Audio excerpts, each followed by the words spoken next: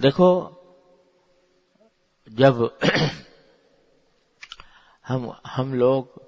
اپنی آئندہ زندگی کے بارے میں سوچتے ہیں تو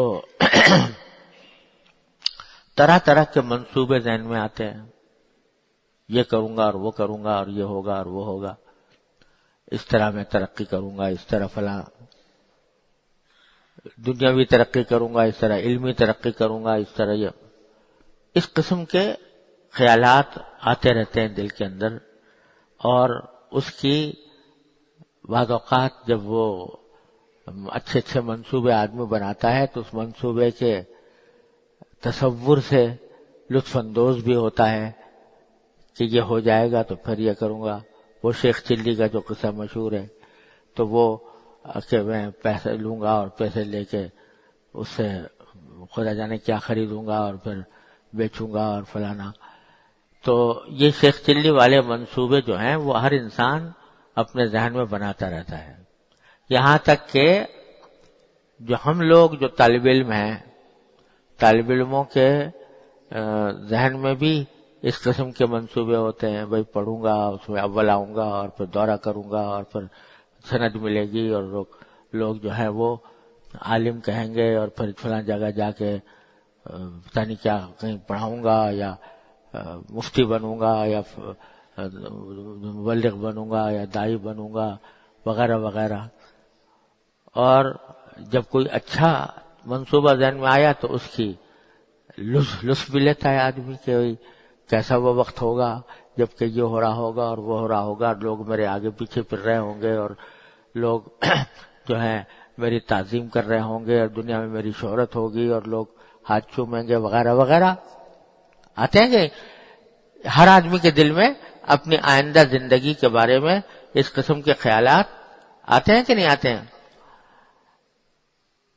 کبھی یہ خیال بھی آیا کہ جب جنت میں پہنچ جائیں گے، اللہ تبارک و تعالیٰ کے یہاں پہنچیں گے تو وہاں جنت کی نعمتیں اللہ تبارک و تعالیٰ نے کیا کچھ بیان فرمائی ہیں قرآن کریم میں، تو وہ اس جنت کے اندر کیا ہوگا، اس جنت کے اندر کیسی نعمتیں میسر ہوں گی، کیسے اللہ تبارک و تعالیٰ راضی ہوں گے، کس طرح باری تعالیٰ کا دیدار ہوگا، کس طرح وہاں کی زندگی ہوگی، اس کا خیال آتا ہے؟ کیا اس درجے ہی میں آتا ہے جس درجے میں ہمیں اپنی دنیا کے مستقبل کا خیال آتا ہے؟ نہیں آتا۔ یا کبھی آ گیا مختصر سا تھوڑی دیر کو تو آ گیا تھوڑی دیر کو بس، لیکن اپنی جو امنگ ہے، اپنا جو شوق ہے وہ اس کی طرف کم جاتا ہے اور زیادہ ان چیزوں کی طرف جاتا ہے۔ تو جب خیالات اللہ تبارک و تعالی جس کے متوجہ فرما دیں اللہ جل جلالہ کی طرف، اللہ تعالیٰ کی اخروی نعمتوں کی طرف، تو پھر اس کو ہر فعل میں یہ خیال رہتا ہے کہ یہ مجھے جنت کی طرف لے جا رہا ہے یا جہنم کی طرف لے جا رہا ہے، اس کی طرف دھیان منتقل ہونے لگتا ہے۔ یہ دنیا کی زندگی تو چند روز کی ہے، ختم ہو جائے گی، کیسے کیسے منصوبے لوگ بناتے ہیں اور بالآخر کوئی کامیاب ہوتا ہے، کوئی ناکام ہو جاتا ہے۔ لیکن ایک چیز ہے جس کا وعدہ اللہ میاں نے کیا، اللہ کے رسول صلی اللہ علیہ وسلم نے کیا کہ الذین آمنوا وعملوا الصالحات لهم جنات تجری من تحتها الانہار خالدین فیہا ابدا، کہ یہ دو کام کر لو، ایمان اور عمل صالح، تو تمہارے لیے اللہ تعالیٰ نے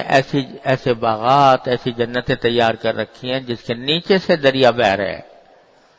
اور اس میں ہمیشہ ہمیشہ رہو، جو چاہے گا ملے گا، جو چاہے گا انسان وہ مل جائے گا۔ تو کبھی خیالات کی رو کہ بھئی میں کسی طرح اس منزل تک پہنچ جاؤں، اللہ تبارک و تعالیٰ مجھے اس منزل تک پہنچا دے تو یہ چاہوں گا، یہ ملے گا، اس طرف خیالات کی رو نہیں چلتی۔ تو حضور اقدس سرور عالم صلی اللہ علیہ وسلم کی مجلسوں میں بات اس نہج کے اوپر چلتی تھی، اور اس کے نتیجے میں حضرات صحابہ کرام رضی اللہ تعالی عنہ اجمعین فرماتے ہیں کہ اس کا نتیجہ یہ ہوتا تھا کہ ہمیں ایسا لگتا تھا کہ جنت کو ایسا دیکھتے تھے جیسے رأی عین، جیسے آنکھوں سے دیکھ رہے ہیں، اللہ تبارک و تعالیٰ کے رضا کے مقام کو اس طرح دیکھتے تھے جیسے آنکھوں سے دیکھ رہے ہیں۔ اس طرح اس مجلسوں کے سے اٹھتے تھے، اور پھر بھی اپنے ہر عمل کے اندر یہ دھیان رہتا تھا کہ یہ ہمیں اس نعمت کی طرف لے جا رہا ہے۔ حضور اقدس صلی اللہ علیہ وسلم نے اپنی مجلسوں کے اندر بھی ذکر فرمایا کرتے تھے جنت کی نعمتوں کا، اور اس کے ایک دن فرمایا کہ جنت میں، ایک دن حضور نے فرمایا صحابہ کرام سے کہ جنت میں جو چاہو گے ملے گا، تو ایک شخص جو ہے وہ اللہ میاں سے کہے گا، یا اللہ میاں مجھے تو کھیتی کرنے کو دل چاہ رہا ہے، دل چاہ رہا ہے کھیتی کروں، کہیں سے ساری زندگی کھیتی کی تھی، وہاں جنت میں جا کے بھی کھیتی کرنے کا خیال اس کو آ رہا۔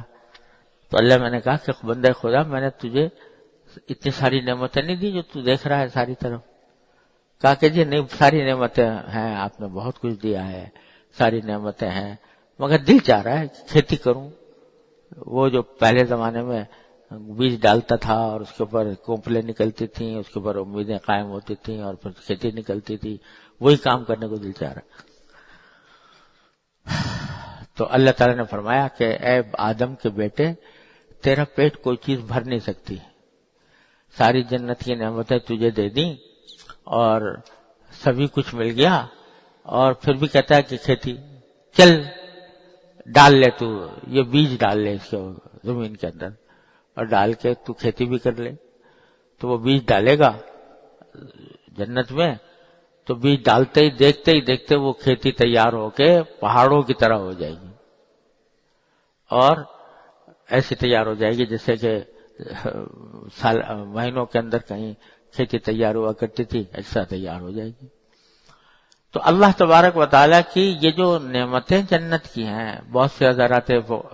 بزرگوں نے مستقل کتابیں لکھ دی ہیں جنت کی نعمتوں کی طرف، حاد الارواح الی بلاد الافراح، اسی کام کے لیے لکھی ہے کہ اس کے اندر جنت کی نعمت، تاکہ آدمی اس کا شوق، اس کی طرف رغبت، اس کی امنگ دل کے اندر پیدا ہو۔ فی ذالک فلیتنافس المتنافسون، یہ ایسی چیز ہے جس کے اندر لوگ ایک دوسرے سے بڑھ چڑھ کر رغبت کریں۔ تو خلاصہ یہ کر رہا تھا کہ اپنے خیالات اور اپنے سوچ بچار کا رخ جو ہے وہ اللہ جل جلالہ کی طرف، اللہ تبارک و تعالیٰ کی نعمتوں کی طرف جو دنیا میں حاصل ہیں، اللہ تبارک و تعالیٰ کی اطاعت کی طرف، اللہ تبارک و تعالیٰ نے جو آخرت میں اللہ تعالیٰ کے سامنے حاضری ہونی ہے اس کی طرف، اس کے نتیجے میں جو نعمتوں کا وعدہ فرمایا گیا ہے اس کی طرف